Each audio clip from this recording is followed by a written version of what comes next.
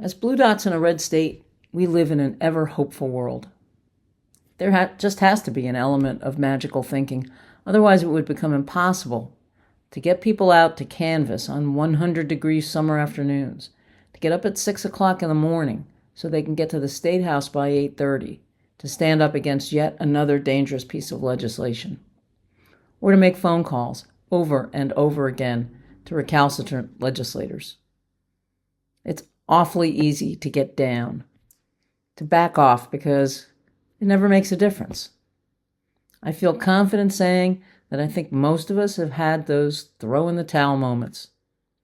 And yet ultimately, so many keep coming back because we are hopeful. Against all evidence, we still believe that we can make a difference, spur change, tilt the balance. Recently, I took a look at the end result of the legislative session. Dem women did a lot of work this year, and it took a lot of woman power to fight a legislative agenda so crammed with awful bills. My research surprised me and lifted my heart, my spirit, and renewed my energy and enthusiasm because thanks to you and citizens from throughout the state, we had a tremendous year. Admittedly, most of our victories were in stopping things, but in a supermajority situation, stopping things is crucial. And it's now time to take a spin around the track, to buzz the tower, to lift a glass, or dance with abandon. Let's take a look at what you did. Congressional redistricting. This is the most recent victory, and it is huge. It appeared to be almost inevitable that an effort to ensure South Carolina would have not one Democratic representative in Congress, and that the state's 27% black constituents would have no voice at all, that would be approved at the last minute. But what appeared inevitable crumbled under the weight of calls and letters, and most importantly, a massive turnout of voters on the first day of early voting. Voting in the first week exceeded 151,000, a record. In Greenville County, nearly 12,000 voters cast their ballots in the first week, tripling the first week vote count of 2024, and that was a presidential election year. This effort failed. Abortion. 2 major abortion bills were introduced in the state Senate this year. One, S-323, drew a huge crowd of protesters in October when it came up for a hearing. That bill framed abortion as rising to the level of homicide, erased nearly every exception, and would have imposed severe criminal penalties, up to 30 years in prison, for a woman and her doctor. The other, S-1095, still would be a near complete ban, but was a little bit more moderated in terms of assigning extreme criminal penalties. Both these bills failed. Mifepristone, as part of a tranche of bills aimed directly at women's rights, the Mifepristone-Misoprostol bill, H4760, would have classified those medications as controlled substances. That would have made possession without a valid prescription a criminal offense. It would also have made it illegal to mail, transport, or facilitate access to that drug outside of a medical clinic and an in-person visit. Prescriptions generated from telehealth visits would be illegal. Medical professionals were particularly incensed and testified against this bill heavily, noting that those medications are commonly used as part of post-miscarriage care and are necessary, potentially to save women's lives. This bill failed. South Carolina's version of the SAVE Act, S-128.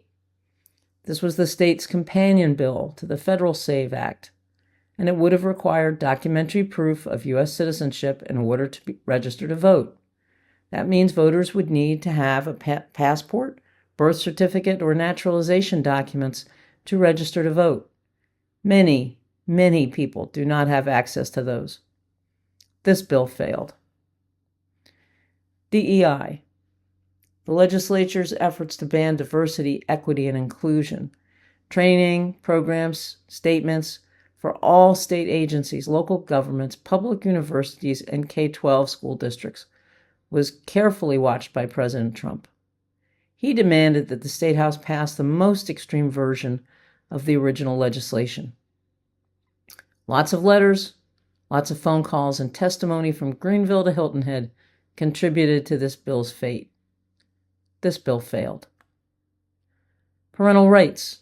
House Bill 3011 would have given parents extreme roles in dictating what their children could be taught.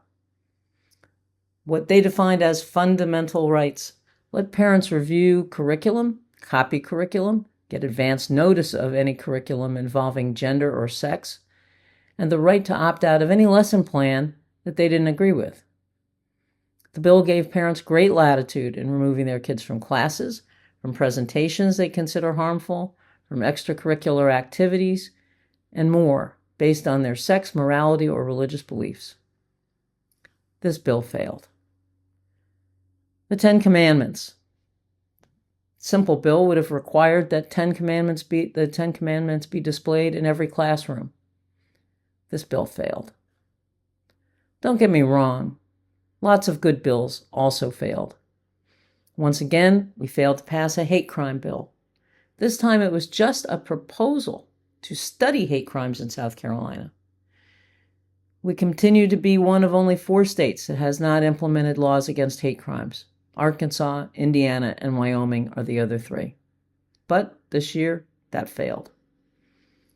A bill that would protect teachers from violent behavior in the classroom and also open up reciprocity for teachers coming to South Carolina from outside of the state.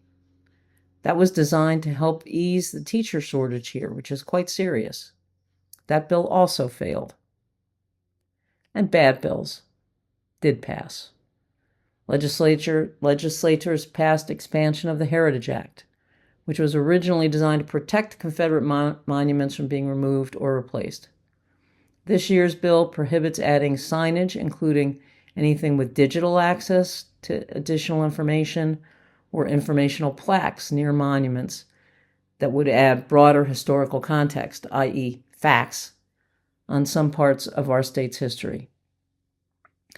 And of course, the much discussed legislation to force transgender individuals to use the bathroom appropriate to their sex at birth, that passed. We'll see how long it lasts, though, when the first trans man with a beard strolls into a ladies' room at Clemson. What I hope you gain from this rundown is how successful your efforts have been this year. Many of these bills are going to be back next year for sure, but so will we. We, the opposition, are growing. We, the opposition, are getting smarter and stronger. We, the opposition, are more nimble and able to act more quickly. This year, we have more candidates running than I can ever remember in the 23 years I've lived here. And we stand a good chance of statewide flipping some seats. This will give us more clout to wield in the legislature next year. Just consider, if 1/2 of the counties in South Carolina flip just 1 seat, our Republican majority in the State House would change from 89 to 35 to 66 to 58. That makes us a player. Please take a moment to revel in what your efforts contributed to this year. Then rededicate yourself to working hard in this midterm election. You are powerful. You gave Republicans a small taste of rocky road this session, and we should be dancing with abandon. Thank you.